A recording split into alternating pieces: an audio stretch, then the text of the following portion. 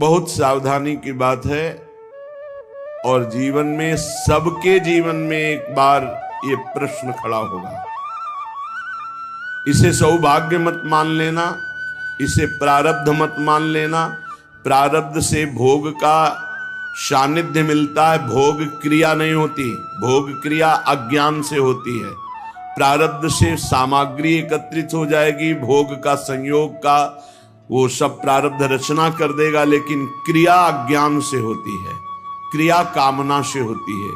इसलिए कह रहे हैं, यदि राधा माधव के प्रेम रस में डूबने के मार्ग में उपासक चला तो उसके जीवन में एक बार ही सही पर ऐसा अवसर आएगा कि वो परस्पर विपरीत शरीर का भोग करने का प्रश्न माया खड़ा करेगी।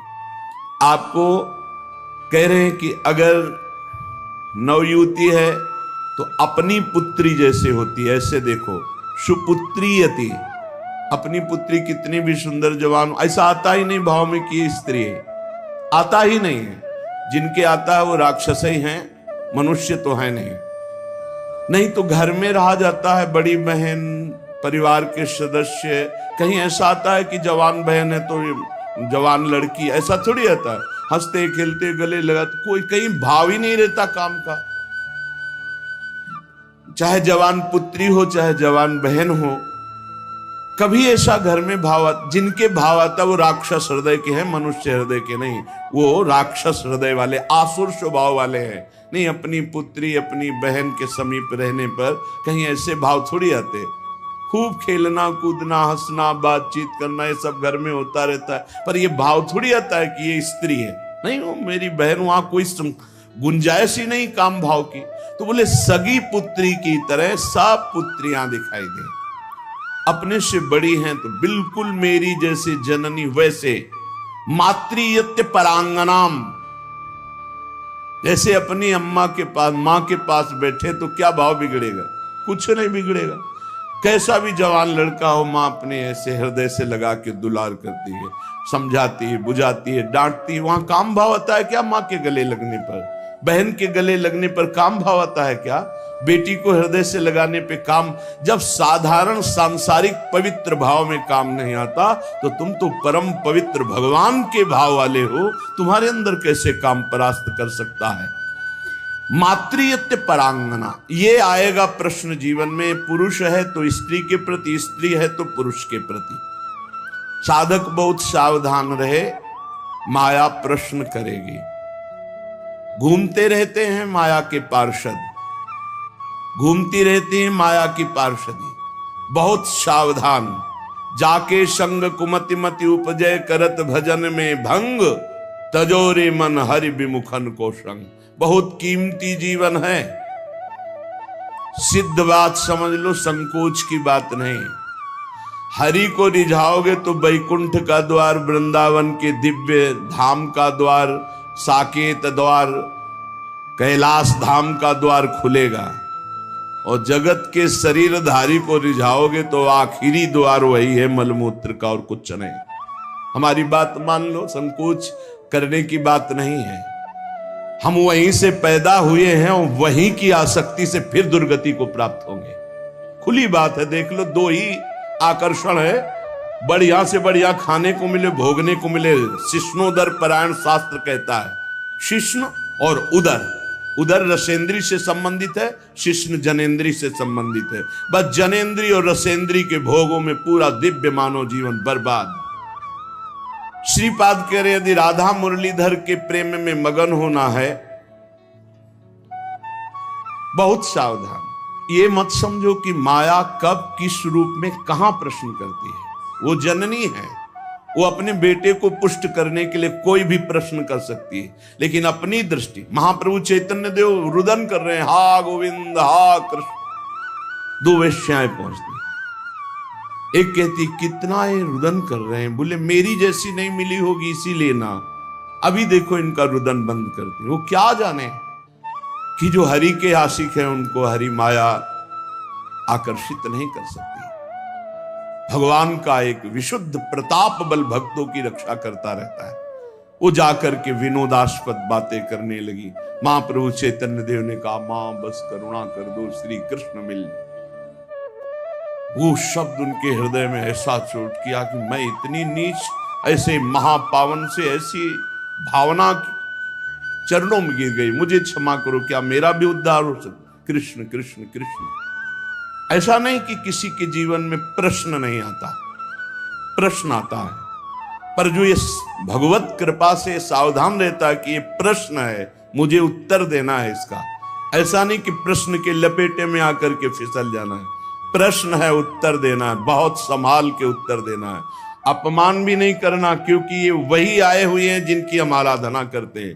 वो कुछ भी रूप, वो मोहिनी रूप भी तो धारण किए ना, वो कुछ भी रूप धारण कर सकते हैं। मेरे प्रीतम है तो बस उस समय प्रभु आप ही मेरी रक्षा करो, आप ही मुझे बचाओ। मातृयत्य परांगनाम, त्रुटि हो सकती है हमसे गलती हो सकती, कभी बलवान न बने, कभी पहलवान न बने इस विषय में। दैन्य और चरण छूना, ये दो बातों से बच सकते हो। चरण छू कि हे जगत जननी, हे अंबा, कभी आपके प्रति मेरा। जिन उर्वशी जी ने बड़े बड़ों की बुद्धि को मोहित कर लिया, अर्जुन जी की बुद्धि को क्यों नहीं मोहित किया? क्योंकि जाते ही सीधे प्रणाम किया अर्जुन जी ने। जे ही उर्वशी का प्रवेश हुआ, देखा सो पंचांग प्रणाम किया और कहा, माता स्वागत है, आप पधारिए। आग लग गई, मैं किस लिए आए हूं और तुम मुझे क्या कह रहे हो? आज के बाद कभी माता शब्द उच्चारण मत करना। उन्होंने कहा, पुनः कहता हूं, कुंती माता से भी अधिक पूज्य मैं तुम्हें देखता हूं। कुछ नहीं बिगाड़ पाए उर्वशी जी, यहां तक कि साप तक दे दिया। पहली दृष्टि पड़ते ही या तो नव किशोरी जगदम्बा, लाडली जी की सहचरी, या मां, या अपना पवित्र भाव तुरंत आरोपित कीजिए। और स्त्री शरीर को लिखा है, भ्राता पिता पुत्र निज जैसे, मध्यम परपति देखै कैसे। भ्राता पिता पुत्र निज जैसे, बराबर का है तो सगा भाई। क्या सगा भाई को देखकर काम जागृत होता है? क्या अपने छोटे बेटे को देखकर काम जागृत होता है? क्या पिता को देखकर काम जागृत होता है? भ्राता पिता पुत्र निज जैसे। आवश्यकता पर बात करें, नहीं एकांत सेवन करें। बलवान इंद्रिय ग्रामो विद्वानम अपि कर्षति, शास्त्र आदेश करता है। पर उपासक को ये पक्का विश्वास कर लेना चाहिए कि मेरे जीवन में ये प्रश्न आएगा, आता है, आता रहेगा। अगर इससे निकल गए आगे तो यो राधा मुरलीधरांग कमल प्रेमैक मात्रियति। बहुत सावधानी की जरूरत है। देखो, कल वर्णन हुआ था, साधना में भय और प्रलोभन, ये दो चीजें भेजी जाती हैं। इनसे जो पास भी भगवान ही करवाएंगे। ये सत्संग सुनने को भगवान ही तो संयोग बना रहे हैं, ये भगवान ही तो प्रेरित करके आपको सुनवा रहे हैं। इसलिए सावधान। ये प्रश्न है, आपके पास 1 करोड़ रुपया जमा किया और आपका मन हुआ कि अरे मैं फंस गया क्या, तो 1 करोड़ यमुना जी में फेंक दो, मुक्त हो गए। लेकिन एक बार जीवन में फिसल गए तो उसकी पूर्ति नहीं होने वाली। हम कह रहे हैं अरबों रुपया एकत्रित हुआ, मन में आया सब छोड़ के भाग गए, राधा राधा राधा राधा, जो जहां वहीं छोड़ दिया, कुछ नहीं फंसे। लेकिन एक बार फिसल गए काम में तो उसकी पूर्ति कैसे होगी? वो तो नहीं होगा। वो तो चित्त पे संस्कार बन गया और आपका संयम भ्रष्ट हो गया। एक बार बालू का बांध टूट जाए तो दोबारा बांध बांधना बहुत कठिन बात है। एक बार योगी भ्रष्ट हो जाए, दोबारा योगी अपने योग पे आना भगवान के बल की बात है, दूसरी बात नहीं। जैसे बालू का बांध फूट जाए तो बांधना बड़ा कठिन है, ऐसे ये ब्रह्मचर्य, ये सतमार्ग, ये इंद्रिय निग्रह, ये बालू का बांध है, बहुत होश से। मातृयत्य परांगनाम स्थिर चरम सत्वम सुपुत्रीयति। बड़ा पवित्र भाव। और ये भाव जब अचानक संयोग हो जाए तब संयोग से बचने की पूरी वृत्ति रखे उपासक। जब तक कोई बहुत ऐसा संयोग की बात बन जाए कि बात करना ही है, तो उसके चरणों में दृष्टि रखते हुए, मुख की तरफ दृष्टि रखते हुए साधक कभी बात नहीं करते। नहीं, चरणों पर ऐसे दृष्टि रखते, जी प्रत्युत्तर कम शब्दों में और बस भाग ले। अपने को सूरवीर मत समझे। ये भगवान की प्रचंड मोहिनी माया का आकर्षण हमारे चित्त में बलात् हमारी निष्ठा को परिवर्तित कर देगा, यदि हम अधिक समय साथ रहें, अधिक समय बात करें, अधिक समय हंसी मजाक करें, तो हम फिसल जाएंगे। ये खाइयां हैं जिनसे हम भगवान को नहीं प्राप्त कर पाते और इनमें हम फिसल जाते हैं। बहुत ही सावधानी की जरूरत है। हमारी एक एक वृत्ति भगवान अंदर बैठे हुए देख रहे हो। उस जो जल रही वृत्ति काम क्रोध आदि को ना भोगने से, वो भगवान हिसाब आपको इतना आनंद प्रदान करेंगे कि रोते रहोगे। पर कुछ समय के लिए आपको अपने मार्ग में बहुत संभाल संभाल कर पग रखना है। अगर अपना कल्याण चाहते हो, सुंदर बुद्धि चाहते हो, भगवत मार्ग में अग्रसर होना चाहते हो, तो गोस्वामी तुलसीदास जी की चौपाई याद रखना। जो चाहे आपन कल्याणा, सुजस सुमति शुभ गति शुभ नाना, सो पर नारी लीलार गोसाई, तजौ चौथी के चंद की नाई।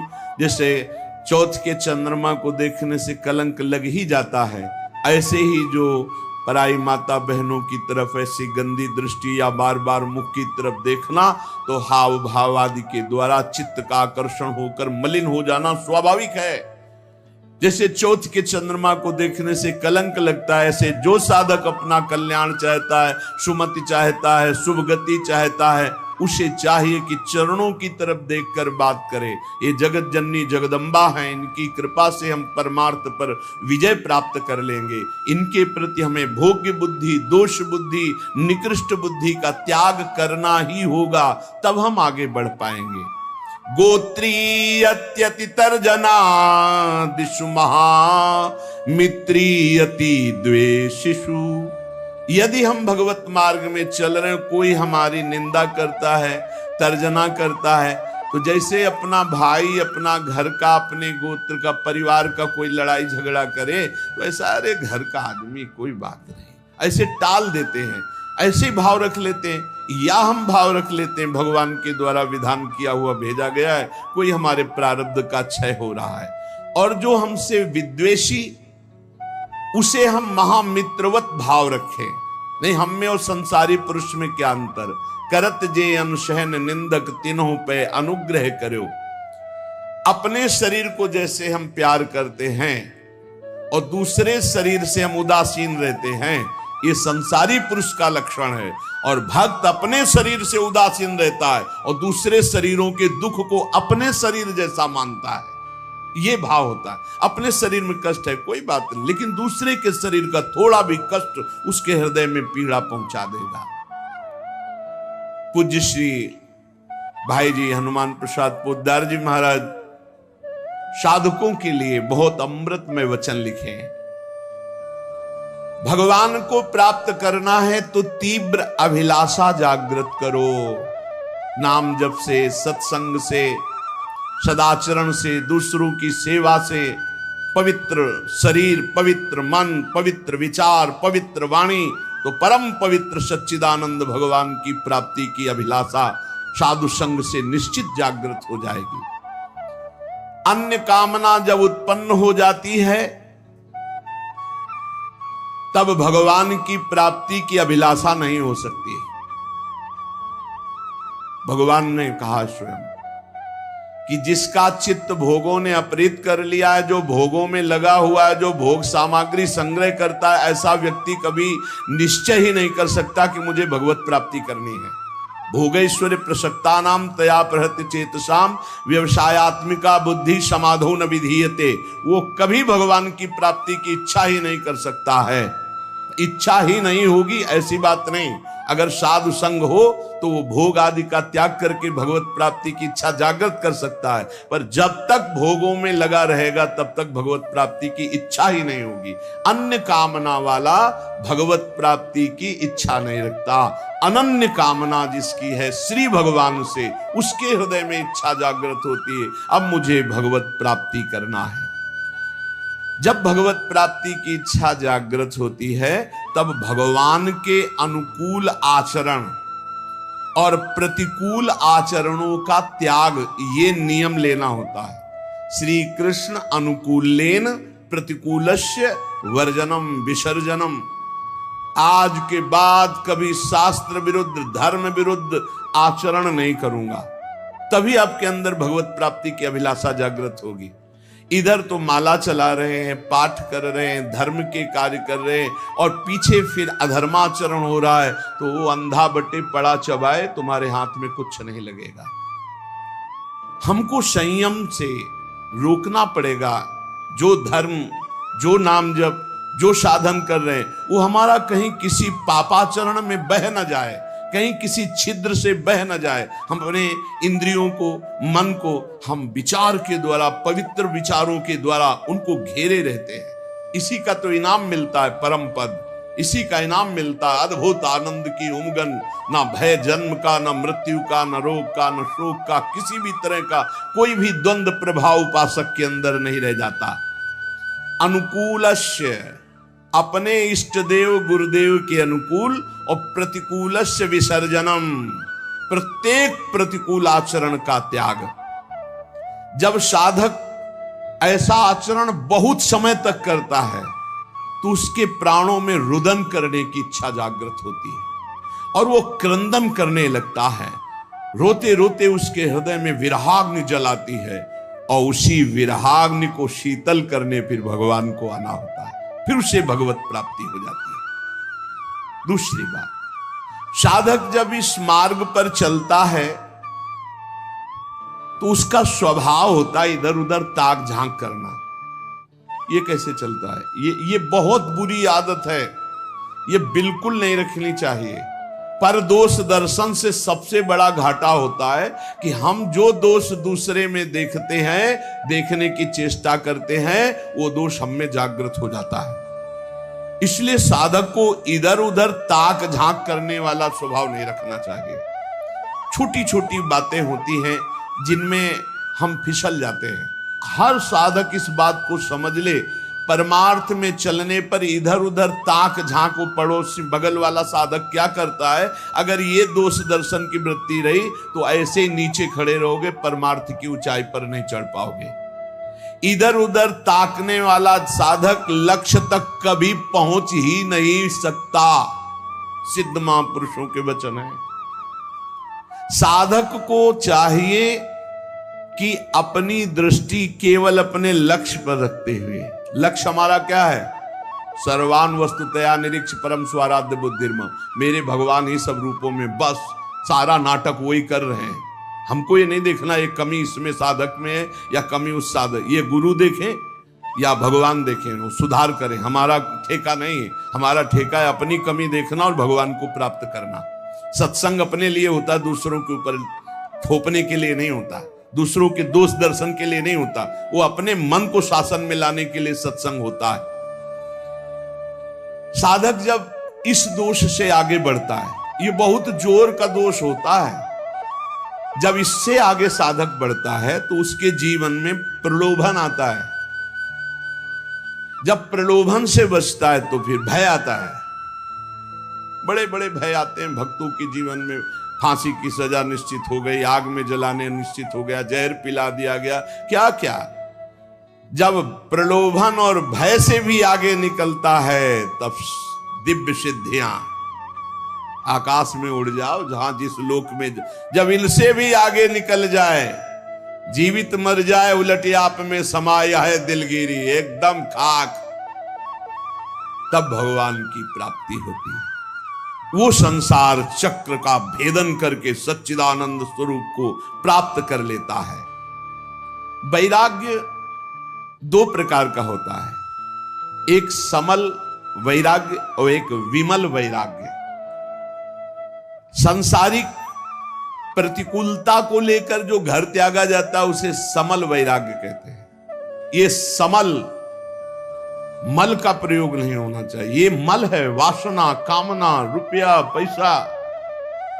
हाँ, हमारा भरण पोषण ईश्वर के द्वारा सारे विश्व का करते, तो हम जितने बैरागी जन विश्व में हैं, भगवान विश्वंबर सबका भरण पोषण कर रहे हैं। लेकिन बहुत सावधानी से मुनीमगिरी करनी है। मालिक हैं भगवान, मुनीम है हम, तो मुनीम का लेना देना बहुत हिसाब में होना चाहिए। हिसाब से चूक हुई तो चूक हो जाएगी, बड़ी चूक हो जाएगी। तो एक होते हैं वैराग्य लेते हैं ये देख करके कि अब नौकरी नहीं मिल रही, विवाह भी नहीं हुआ, खान पान की व्यवस्था, बाबा जी बन जाते हैं। जिंदगी नरक हो जाएगी तुम्हारी और दूसरों की बेइज्जती करवाओगे। कभी ऐसे बाबा जी नहीं बना जाता। बाबा जी बना जाता है, सब व्यवस्थाएं हैं, लेकिन अब मन नहीं लग रहा, ऐसा लग रहा है मुझे भगवान चाहिए। तब इसे विमल वैराग्य कहते हैं। अगर समल, ये जो समल वैराग्य है, इस समल वैराग्य को यदि विमल वैरागी मिल जाए तो वासना हट जाए और निर्मल मार्ग में चल पड़ेगा। ऐसा नहीं कि उसका कल्याण नहीं होगा, पर है बहुत गड़बड़। वैराग्य के दो रूप है, एक समल वैराग्य, एक विमल वैराग्य। समल वैराग्य होता है कि हर किसी न किसी विषय की अभाव स्थिति में बाबा जी बन जाना, वैरागी बन, बहुत खतरनाक, बहुत घटिया जीवन व्यतीत होता। बहुत घटिया हम शब्द में कह रहे हैं, लाख प्रकार से समझाओ उसको समझ में नहीं आता। वो केवल वासना की पूर्ति ऐसे लोगों के द्वारा बहुत अहित होता है संत समाज का, क्योंकि उनके अंदर कोई लक्ष्य भगवत प्राप्ति नहीं, कोई साधुता नहीं, और वेश साधुता का वो बहुत तरह से हानि करते हैं। और कहे तो संत ही जाएंगे क्योंकि वेश है, तो इसलिए बड़ा अपमान संतों का होता है। उनका लक्ष्य नहीं होता भगवत प्राप्ति, उनका लक्ष्य नहीं होता सतमार्ग, वो केवल वासनाओं की पूर्ति के। बहुत विचित्र होता है, ये भी सब देखा है। भ्रमण के समय भगवान बड़ी कृपा की तो सब भ्रमण में साधु पक्का हो जाता है। भूख प्यास, गर्मी सर्दी, मान गाली, मार पीट, सब कुछ सहना पड़ता है, सब सहना पड़ता है, उससे परिपक्व हो जाता है। तो जो किसी प्रतिकूलता को लेकर वैराग्य होता है, वो समल वैराग्य होता है। ये ज्यादा दिन नहीं चलता, ये फंसे फंसाए, ये फंसी बिल्कुल फंस जाते हैं। मन जो है, ये जब भगवान के लिए व्याकुल हो तब घर छोड़ना चाहिए। नहीं तो हम कह रहे हैं कि भले आप लेबरी करके जियो, लेकिन बाबा जी मत बनना। बाबा जी बनने के लिए एक केवल बात है, अब मुझे भगवान चाहिए। अब आपको कोई परास्त नहीं कर सकता त्रिभुवन में। ये बस बात तुम्हारे अंदर बैठ जाए, आप समझो केवल 2 वर्ष गुरुदेव भगवान 13, 14, 15 और इसके बाद पधार गए। अब पूरा जीवन अनाथ हो गया। अब हम किसके सहारे चले, कैसे चले? अब एक भारी विपत्ति, भारी अव्यवस्था कि हम पुत्र की तरह जिनकी गोद में बैठकर चल रहे थे वो तो अंतर्ध्यान हो गए। अब हमको कौन संभाले? उस समय श्री भगवान का जो तेज हमारे साथ था, हम आपको बताया जब हमारी समस्या आती थी तो संत और आकाश, ये 2 का सानिध्य हो जाता था। एकदम एक दिन 3 बजे सुबह तड़के नहा के से आकाश की तरफ कहा, गुरुदेव भगवान अभी तक तो हम निश्चिंत थे आपके बल पर, अब तो मुझे मार्ग भी पता नहीं कैसे चलना है, पूरा जीवन है, कोई साथी नहीं, किसी पर भरोसा नहीं।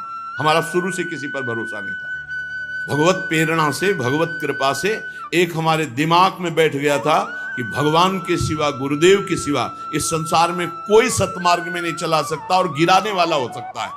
इसलिए कभी हम किसी की सलाह नहीं मानी, कभी हम किसी से प्रश्न नहीं किया, कभी हम किसी की बात सुनने की चेष्टा नहीं की। जो बात गुरु जी ने कही थी उसी को घुमा घुमा करके बार बार उसी पे चलने की चेष्टा की। प्रेरणा आई, उतर जाओ गंगा की तीर पर और कभी किसी एक आश्रम में मत रुकना, बस भ्रमण करो। बस तुरंत मन में आया, बस सफेपुर घाट से कूद पड़े गंगा किनारे, एक गीता पूरा ओ यहां तक वही सच्चिदानंद परम तत्व घुमा।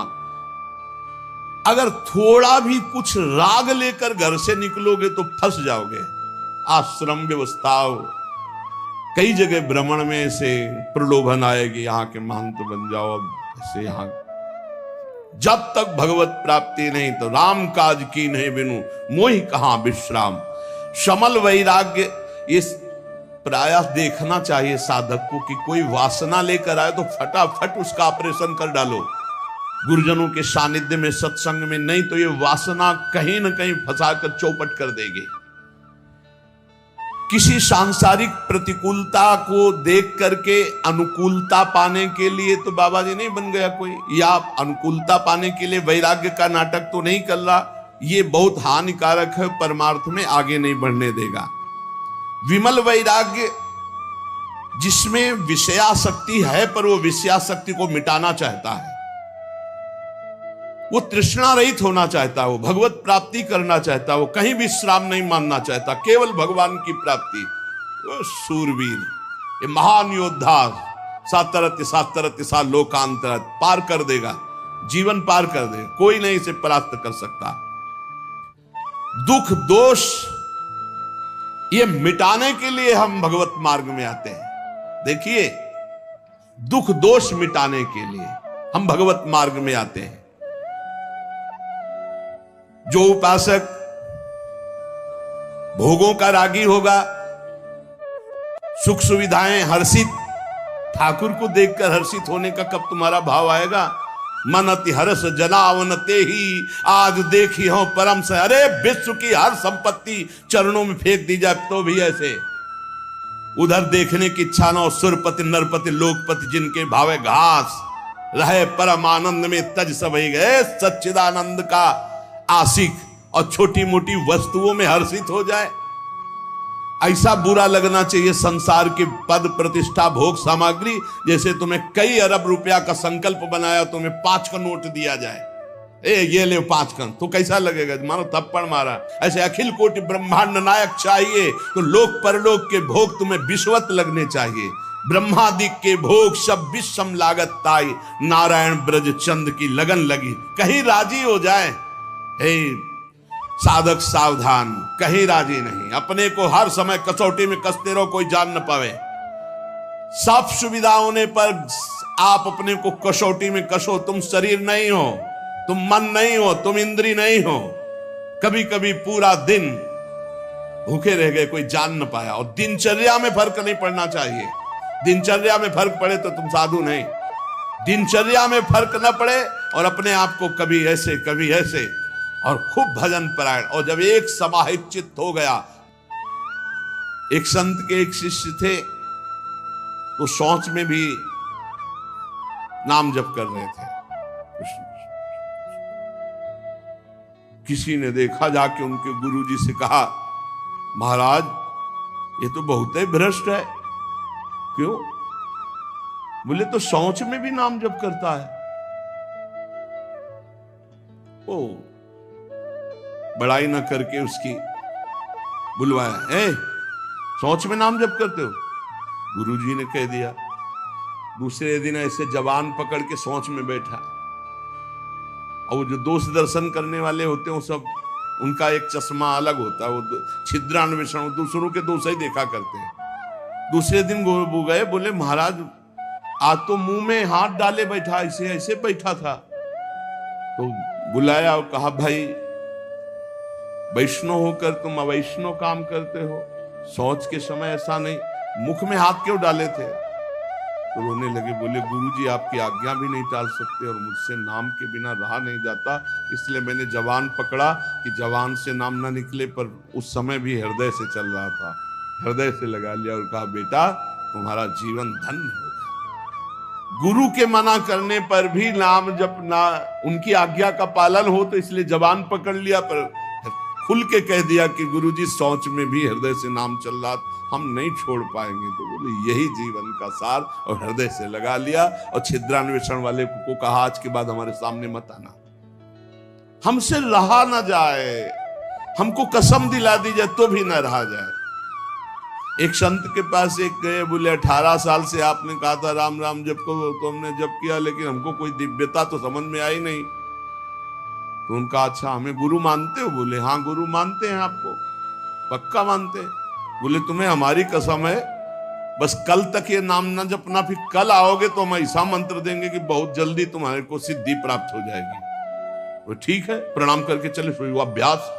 अब गुरुजी ने कसम खवाई तो सीढ़ी नहीं उतर पाए, रो के आए, बोले गुरुजी ऐसा तो नहीं हो सकता, अब नाम तो नहीं छूट सकता गुरुजी, आपने कसम खवा दी, इतनी देर में कितने नाम चल गए गुरुजी, अब ऐसा नहीं। बोले बस यही मिला 18 साल से, जो नाम में तुम्हें प्रियता हो गई, अब क्या दुर्लभ रह गया, आगे जब इसका फल प्रकाशित होगा तो सच्चिदानंद भगवान का मिलन।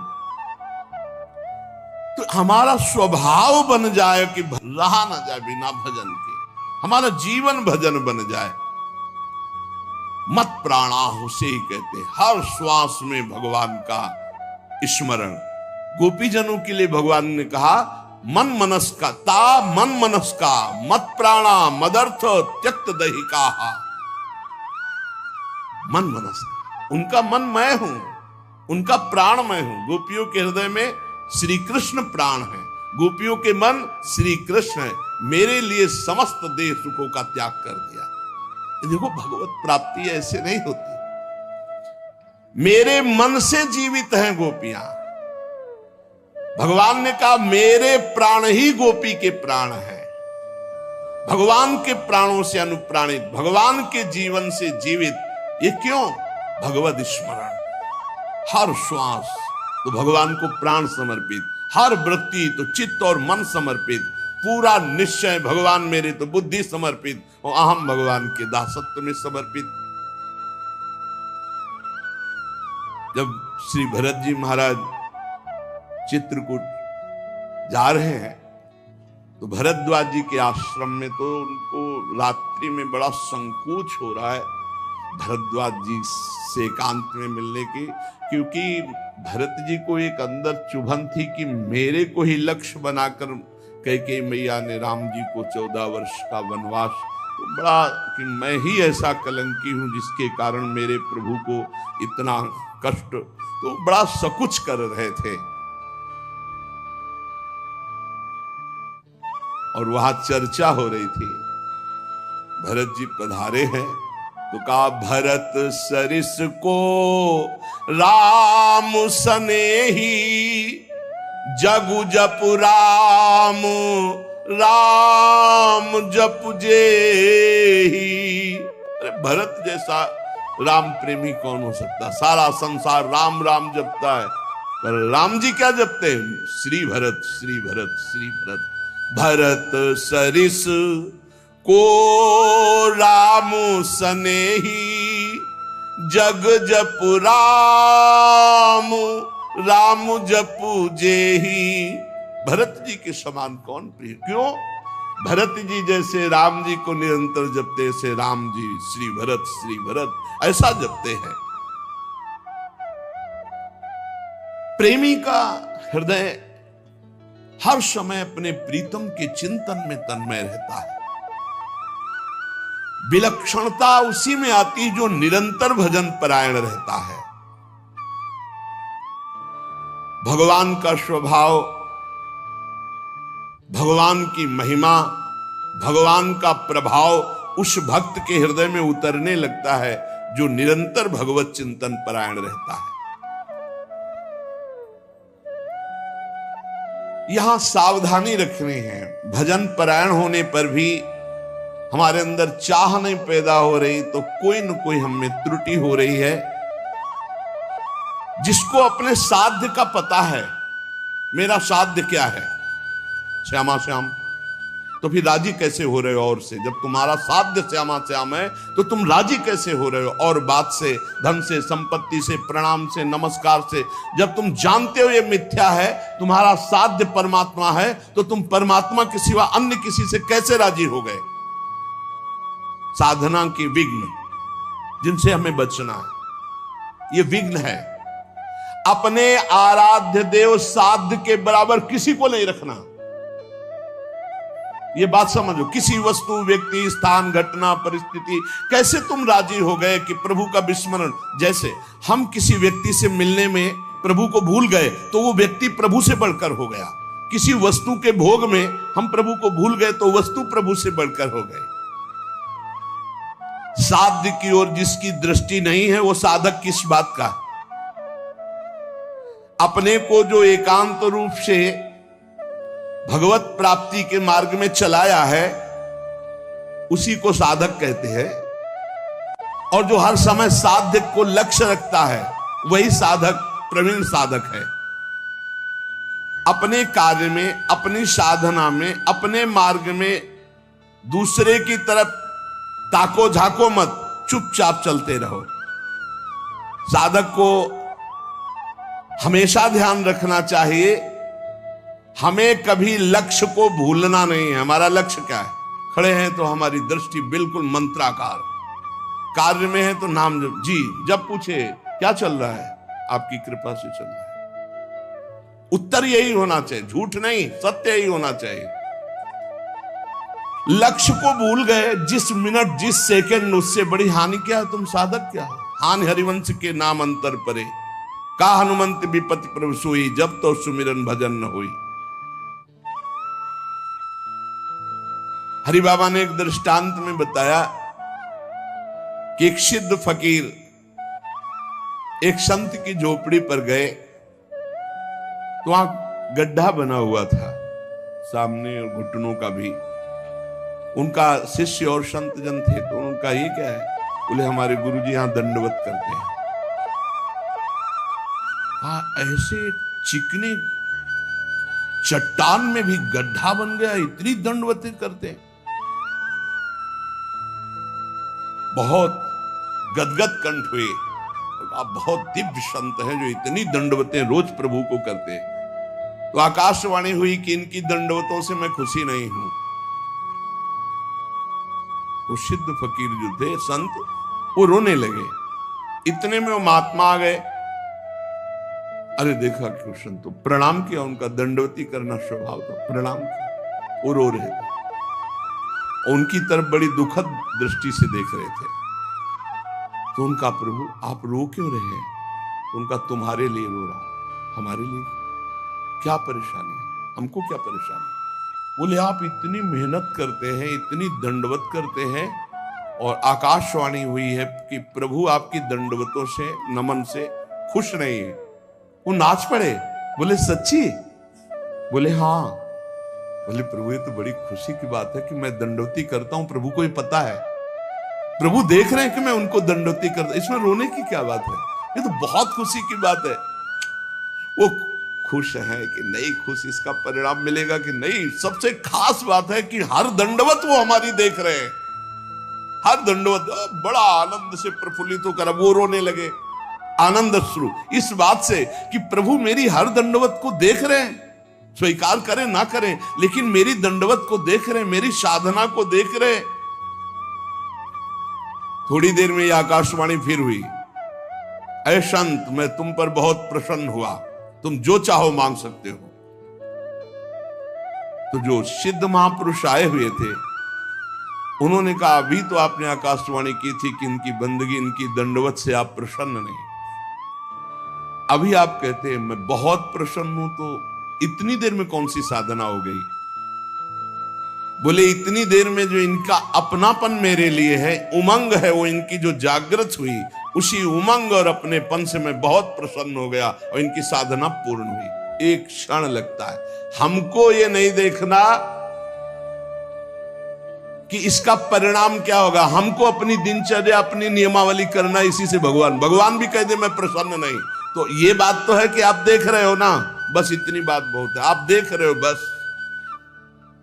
शनै शनै रूपर में बुद्धिया धृति गृहीतया आत्म संस्तम मनः कृत्वा न किंचित चिंतयेत। धीरे धीरे ऐसा अभ्यास बनाओ, सब जगह से मन को बार बार हटाकर नाम में लगाओ और कुछ चिंतन ही न हो, अपने प्रभु का भजन। दूसरी किसी वस्तु, व्यक्ति, चीज का चिंतन ना होने पावे। जहां जहां मन जाए वहां वहां से हटा करके अपने लक्ष्य में, अपने प्रभु में। साधक धैर्यवान होना चाहिए, विश्वासी होना चाहिए, विचलित नहीं हो जाना चाहिए कि अरे बहुत प्रयास किया मन नहीं लगा। नहीं, हम प्रयास करते रहेंगे। जब हम रात्रि में टहलते हैं तो एक राधा राधा राधा राधा राधा राधा राधा राधा राधा राधा राधा राधा, ये ऐसे आवाज आती है तो कोई साधक करता है, बहुत अच्छा लगता है कि मानो 1:45 2 बजे नींद आ जाए, खड़े हुए बालकनी में नाम राधा राधा राधा राधा राधा राधा राधा राधा। अरे यहाँ मेहनत करनी, मेहनत करके प्रयत्न करके हमको अपना मन भगवदाकार बनाना, चिंतन परायण बनाना। बहुत अच्छा लगता है जब साधक कोई साधना में प्रवृत्त होता है। थोड़ा जाग, अपने स्वरूप पे जाग, इन सबको झटका मार। बहुत जोर का तुम्हारे पास करंट पावर है भगवान का, तुम में जो शक्ति है उसको जागृत करो। बहुत शक्तिवान हो तुम, साधारण नहीं हो, भगवान के जन हो। जब तक हमारी भजन में रुचि, भजन में प्रवीणता, हम भगवान को अपना जीवन दे दें, ये जीवन केवल भगवान की प्राप्ति के लिए है, तो भगवान हमको वैसे संग करवा देंगे, वैसे ही भजन मिला। एक चीज तो समझ लो, साधक वही जो जिद्दी स्वभाव का, ये बात समझ लो, साधक वही जो जिद्दी, भजन में जिद करके लगना पड़ता है। जैसे भजन में पूर्व में था कि बैठे थोड़ी देर भजन हुआ, फिर नींद आने, खड़े हो गए और टहल रहे हैं, बाहर निकल करके टहल। हमें नींद में समय बर्बाद नहीं करना। एक नियत समय तुम्हें दे दिया देह को सोने का, 5 घंटे 4 घंटे 3 घंटे, जितना अभ्यास में ले पाए। इसके बाद अब नहीं कि तुम झटका मारो। हर प्रयास किए, ठंडा पानी बिल्कुल ठंडा रख लिया है, सर्दी में कंबल ओढ़ा नहीं, पूरा अब ठंडी में कांप, अब नींद आवे, लड़ा जाता है। बहुत आनंद का विषय है जिस मार्ग में आप चल रहे हैं। अपने आप को भगवान के चरणों में समर्पित करके निरंतर भजन का अभ्यास, तो तेषाम हम समुद्धरता मृत्यु संसार सागरात भवामि न चिरात पार्थ मय्यावेशित चेतसाम। इस शब्द पर ध्यान करो, मय्यावेशित चेतसम, मेरे में आवेश चित्त वाला। भजन का आवेश हर समय बना हुआ है, भजन का आवेश और कोई चाह नहीं। एक रबिया जी बड़ी संत हुई है, उन्होंने कहा कि अगर मैं स्वर्ग चाहूं तो मुझे जरूर नरक भेज देना प्रभु, अगर नरक से बचना चाहूं तो और भयानक कष्ट देना प्रभु, पर यदि आपको चाहूं तो छुपना मत। अगर आपसे और कुछ चाहूं, सुख चाहूं तो दुख दे देना, स्वर्ग चाहूं तो नरक दे देना, अगर हमारी नरक न जाने की इच्छा हो तो और भयानक कष्ट दे देना। लेकिन यदि मैं भजन चाहूं और आपको चाहूं तो इसमें धोखा मत कर देना। मैं आपको चाहती हूं, आप हमारे हृदय की बात जानने वाले। साधक जब इस मार्ग में चलता है तो उसको प्रलोभन और भय, ये 2 चीजें माया भेजती है, ध्यान रखना। साधक इस मार्ग में जब चलता है तो प्रलोभन और भय, कोई भी हो, पार्वती जी तपस्या कर रहे हैं भगवान शंकर के लिए, भगवान शंकर से प्रेरित होकर सप्तऋषि आए। अब महादेवी ध्यानस्थ थी, जब ध्यान खुला तब प्रणाम किया और कहा, देवी आप तपस्या में संलग्न है, बहुत कठोर तप कर, बहुत कठोर तप, सूखे पत्ता एक ऐसे बिल्व पत्र पा लिया, बस अपर्णा नाम पड़ा माता जी का, बहुत कठोर तप। किसके लिए कर रहे? तो उनका भगवान शंकर को पति बनाने की। हंस पड़े सब। हंस पड़ना होता है मानो उपहास करना किसी बात, भगवान शंकर को पति। अरे बरगद के पेड़ के नीचे रहते हैं महाराज, चिता की भस्म लगाते हैं, बागंबर धारण करते हैं, कोई इतनी बड़ी तपस्या। देखो, हम वैकुंठनाथ भगवान श्री हरि से आपका ब्याह करा देंगे। पार्वती, कोटि जन्म लग रगर हमारी, बरौ शंभुनता राव। साधक प्रलोभन नहीं, प्रलोभन नहीं। प्रलोभन क्या हुआ? वैकुंठनाथ। प्रलोभन नहीं, भय, भय दिखाया। जब ध्रुव जी महाराज चले तो नारद जी आ गए, भय दिखा, अरे महामुख प्रहलाद जी, नारद जी, बड़े बड़े महाभागवत, इनके जीवन में देखो प्रलोभन भय किस किस कोटि के आए, लेकिन अपनी निष्ठा छोड़ी। दुलार करता हुआ हिरण्यकश्यप कहता छोड़ दो इस हरि की बात और जो तू चाहे प्राप्त कर ले। और भय तो कितना भयानक दिया। साधक जब इस मार्ग में भजन की जिद पकड़ लेता है, तब उसके हृदय में पूर्व में जो भोग इच्छा रही है, बहुत ध्यान से सुनना, वो फ्री भोगने को एकांत में मिलने का संयोग माया बना देगी। प्रलोभन पूर्व में कोई भी भोग इच्छा रही है, सबसे पहले भजन की तन्मयता में वो भेजी जाएगी। भोगो इसे, फ्री, कोई विघ्न नहीं। आपको लगा हाँ ये तो मैं चाह ही रहा था, मारे जाओगे। आपका भजन लुट जाएगा, वो वृत्ति लुट जाएगी। भोगेश्वर प्रसक्ता नाम तया प्रहति चेतसाम व्यवसायत्मिका बुद्धि समाधो न विधीयते। आपका थोड़ा सा अच्छा भजन होने लगेगा तो आपके पास भेजे जाने लगेंगे लोग। ध्यान से सुनिए, बड़े भजनानंदी, लियो सेव, अंगूर, ये ले, वो ले, ये रुपया की गड्डी, कभी कोई जरूरत हो फोन नंबर ले, ये ले फोन हो। उसमें ये भगवान की माया आपके भजन की एकांतिक वृत्ति को छीनने के लिए व्यवस्था भेज रही है। ये तुम्हारे भजन का फल नहीं है, भजन का विघ्न है। बहुत से भक्त बनने लगेंगे, आपका पूजन करने लगेंगे। बहुत खतरनाक खेल है, बहुत समझ के। पूजा अच्छी लगने लगी, फल फूल अच्छे लगने लगे, रुपया पैसा अच्छा लगने लगा, फोन नंबर अच्छा। अरे भाई, जिनके पास फोन है अब उनको दूसरे की जरूरत क्या है? असंगोहम पुरुषा, अकेले रहकर पूरे विश्व का सब भ्रमण करो, उसी में सब चीज है। इतने इतने बच्चे हैं, सब ज्ञान है उनको, पूरा विश्व का ज्ञान है मोबाइल भगवान की कृपा से। अगणित रूपों में आपके पास भजन का विघ्न भेजा जाने लगेगा जब आपका भजन सही होने लगेगा। कुछ तो बड़ाई करने वाले भेजे जाएंगे, मोचू पड़ी बोलने वाले। बचना चाहिए इसों से, जलन पैदा होनी चाहिए। जब माया ये जान लेती है कि भगवान बनना चाहता है, तो वो मायापति तो सिर्फ भगवान ही है, वो ऐसे प्रश्न फेंक देती है कि वो अपने आप चिल्लाने लगता है कि मेरे जैसा आदम कोई नहीं है। बड़ाई सुनकर अच्छी लगने लगे। साधन मार्ग के पथिक को बच के, साधन की सिद्धावस्था है, सबके चरणों में वंदना करो, सब इष्ट रूप है, हम सबके दास हैं। शो अनन्य गति जाके असमति न टरे हनुमंत, मैं सेवक सचराचर रूप स्वामी भगवंत। कहीं धोखे में मत आ जाना। मान देने वाले, पूजा करने वाले, फूल चढ़ाने वाले, प्रलोभन देने वाले, ये तुम्हें भ्रष्ट करने आए हैं, तुम्हें ऊंचे उठाने नहीं आए। ध्यान रखना। जो बड़ी बड़ी बातें आपके सामने प्रशंसा की करें, आप सुनो तो जान लेना ये भ्रष्ट करने के लिए माया ने भेजा है। ये माया का पार्षद है। मुझे राधा राधा राधा राधा, सावधान, हे हरि बचाओ, हे प्रियाजू बचाओ। अगर इनसे बच गया तो आगे सिद्धियां आती हैं। सिद्धियां किनको आती हैं? जो इन सब से बच गया। अगर सिद्धियों से बच गया तो बड़े बड़े देवता हाथ जोड़कर खड़े हो जाते हैं और कहते हैं आपको जो सुख चाहिए, आप देवलोक चलो, अभी आपको भ्रमण कराते हैं, आप जो सुख चाहिए।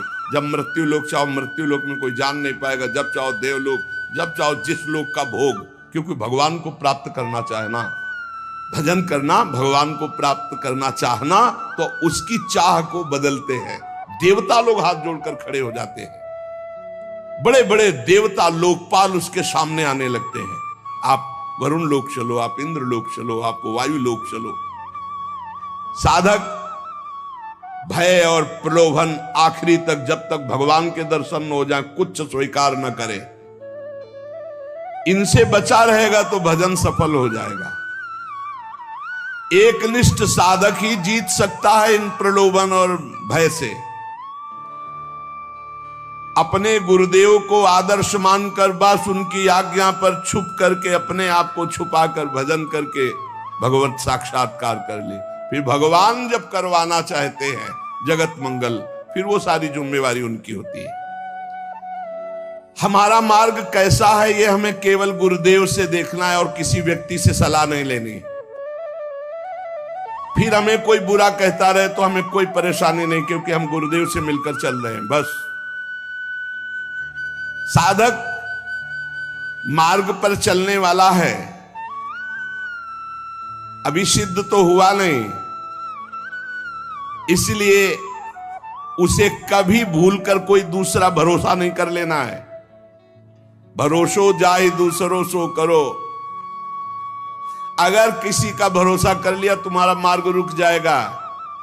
भरोसो जाहि दूसरों सो करो। मोही तो सावन के अंधे जो सूझत रंग हरो ही हरो। हमारी महारानी, हमारी लाडली जो जैसे रखे वैसे हम महानता आनंद का अनुभव करेंगे। दूसरे से नहीं, बने तो रघुबरते बने, बिगड़े तो भरपूर। तुलसी और अंते बने ता बनवे पे धूल। अनन्यता, निष्ठा, इष्ट प्रियता। जिसने संसार में किसी और का भरोसा कर लिया, बस बहुत बहुत बदल जाता है। हाँ, बहुत बदल जाता है। साधन को बदलते देर नहीं लगती। जहां साधक चूक कर देगा तो साधना बदल जाएगी। साधना होने लगेगी मान की, प्रतिष्ठा की, भोगों की। आप सच्चे गुरु, सच्चे आचार्य के बन करके चलो तो आगे ही आगे मार्ग आपको प्रकाशित करते चले जाएंगे। गुरुदेव पूछने की जरूरत नहीं, आगे का मार्ग खुद दिखाई देने लगता है। सच्चे साधक को मार्ग पूछना नहीं पड़ता, ये अध्यात्म में अपने आप आगे प्रकाशित होने लगता है। सफलता आपके चरण चूमेगी यदि सावधान रहे तो। और अगर इन विषयी पुरुषों के फंसाव में आकर फंस गए, भटक गए, तो फिर बदल जाएगी, साधना बदल जाएगी। परमार्थ में बहुत सावधान। एक भी जीवन भर कोई अपना नहीं होना चाहिए, पूरे विश्व में कोई पराया नहीं होना चाहिए। ये चतुरता उपासक की। एक भी पूरे जीवन में अपना नहीं होना चाहिए, पूरे जीवन में, और पूरे विश्व में कोई पराया नहीं होना चाहिए। समझ लो, जो सबसे परे सबसे भरे उसका सेवक कितना प्रवीण होता है।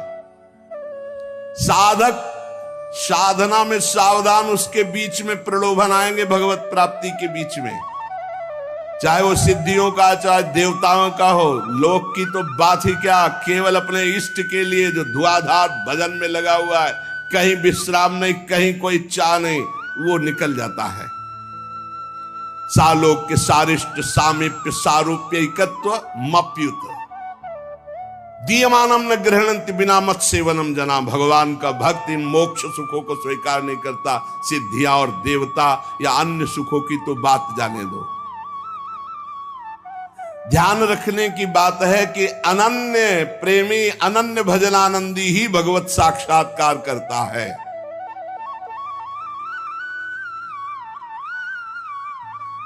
जब भजन सही होने लगता है तो फिर इसके बाद एक नशा चढ़ता है, तो उपदेश देने का मन शुरू हो जाता है।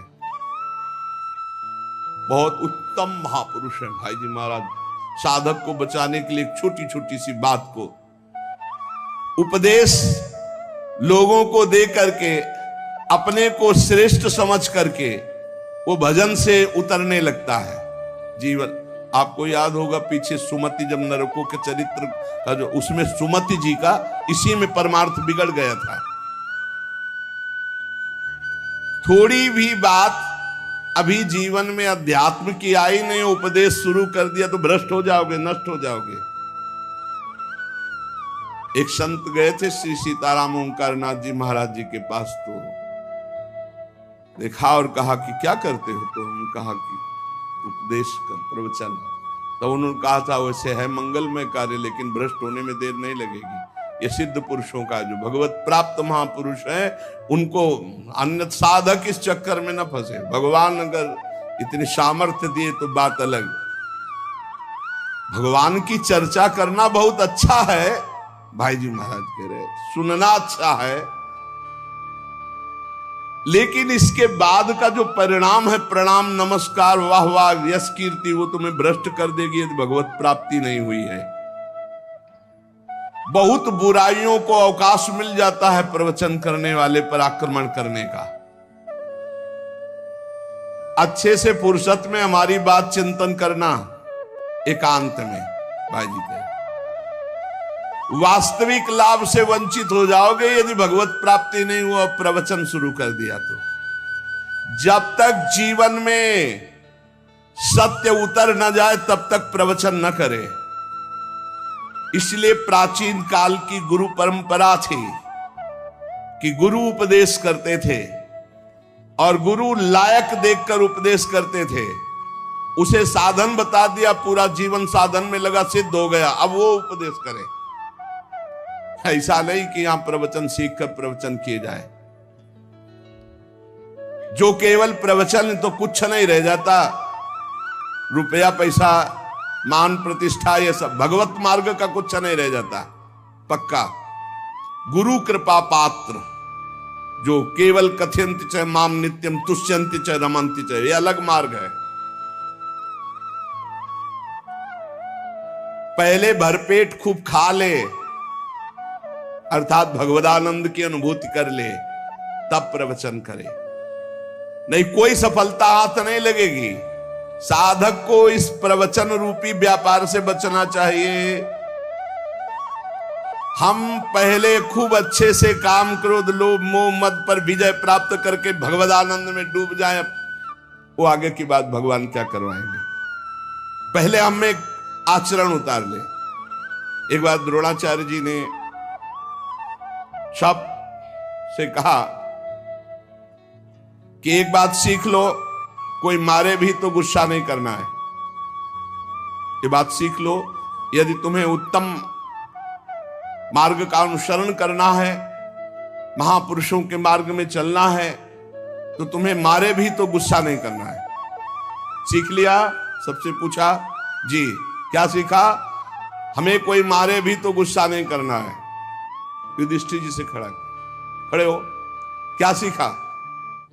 बोले नहीं सीख पाया। सबने एक स्वर में सुना दिया, तुम क्यों नहीं सुना दिए? बोले नहीं सीख पाया गुरुदेव। दूसरे दिन खड़े हो, सीखा? क्या हम बोले थे?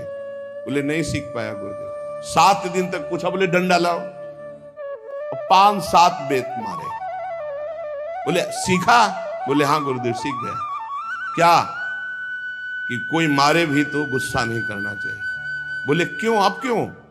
बोले आपने मारा ना और मुझे गुस्सा नहीं आया ना, तो अब सीख गया। हम केवल वाणी से थोड़ी बोलते कि मारे कोई गुस्सा, आपने मारा ना, अभी तक मारन लगी नहीं थी, आपने मारा और मुझे गुस्सा नहीं आया, अब मैं सीख गया कि कोई मारे भी तो गुस्सा नहीं। अर्थात जो उपदेश है वो पहले आचरण में आना चाहिए, वो हमारी परिपक्वता होनी चाहिए। धर्मराज युधिष्ठिर कभी मिथ्या नहीं बोलते। आपने सिखाया कोई मारे गुस्सा नहीं आना, तो अब पहले हमारे मार लगे हो, मुझे गुस्सा ना आवे तब मैं बोलूंगा। कोई मारे फिर भी गुस्सा नहीं आना चाहिए।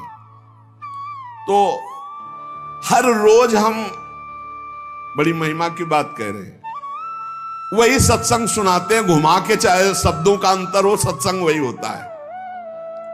क्योंकि नई बात आएगी कहां से? शास्त्रों में जो है वही तो सुनाएंगे। परमार्थ की बातें घुमा फिरा कर हजार बार वही हम कहते हैं। कहने का तरीका भले अलग हो, लेकिन हजार बार वही बात हम कहते हैं। आपने स्वीकार किया जगत मिथ्या है, भगवान सत्य है? स्वीकार किया आज तक? नहीं। स्वीकार किया सब में भगवान ही भगवान है? नहीं। स्वीकार किया